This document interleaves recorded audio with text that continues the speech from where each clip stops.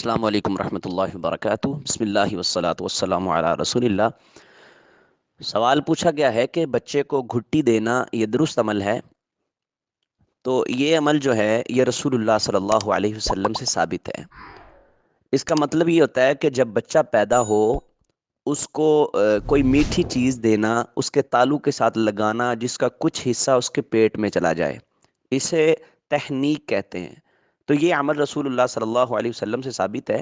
صحیح بخاری اور صحیح مسلم کی روایات موجود ہیں جن کا خلاصہ یہ ہے کہ آپ علیہ الصلاۃ والسلام کے پاس جب کسی بچے کو لایا جاتا تو آپ کھجور لیتے اور اسے منہ میں رکھ کے تھوڑا سا چباتے، نرم کر کے آپ کا لعاب بھی اس میں شامل ہو جاتا، پھر آپ وہ بچے کے منہ میں رکھ دیتے۔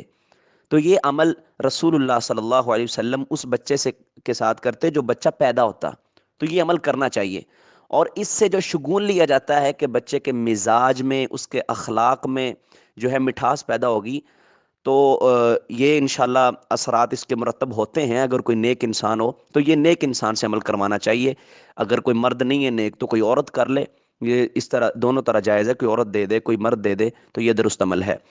اور اس میں ایک بات یہ بھی ہے کہ اس کے طبی فوائد بھی ہیں۔ جب بچہ پیدا ہوتا ہے تو عمومی طور پہ بچے ایسے ہیں جن کے خون کے اندر جو ہے وہ شوگر کی مقدار کم ہوتی ہے، تو ان کو اس وجہ سے بڑی بیماریاں جو ہیں، کئی بیماریاں بڑی بڑی، ان کا خدشہ ہوتا ہے۔ تو پھر ڈاکٹر حضرات جو ہیں وہ یہ کرتے ہیں کہ بچے کو ڈرپس لگاتے ہیں شوگر کی، یا اس کے منہ کے ذریعے سے جو ہے شوگر دیتے ہیں۔ تو یہ جو کھجور آپ اس کو کھلائیں گے تو یہ شوگر کی مقدار کو پورا کر دیتی ہے۔ تو اس کا ایک یہ بھی فائدہ ہے، اور اس کا یہ بھی فائدہ ہے جب بچے کو آپ یہ کھلاتے ہیں تو وہ اپنے منہ کو حرکت دیتا ہے، زبان کو حرکت دیتا ہے، تو اس کے مسوڑے جو ہیں وہ مضبوط ہو جاتے ہیں، اس کے دودھ پینے کی پریکٹس ہو جاتی ہے۔ اور بچے کو جب گلے کا جو اوپری حصہ ہوتا ہے اس کے اوپر جب اس کی حرکت آتی ہے، جب اس پہ دباؤ پڑتا ہے، تو اس وجہ سے بچے کو جو اور بھی اس میں کئی فوائد ہیں، اس کا جو منہ ہے وہ طبی جو ہے وہ اس کی جو طبی حالت ہوتی ہے اس پہ آ جاتا ہے۔ یہ اس کی طبی فوائد ہیں، اور یہ سنت طریقہ بھی ہے۔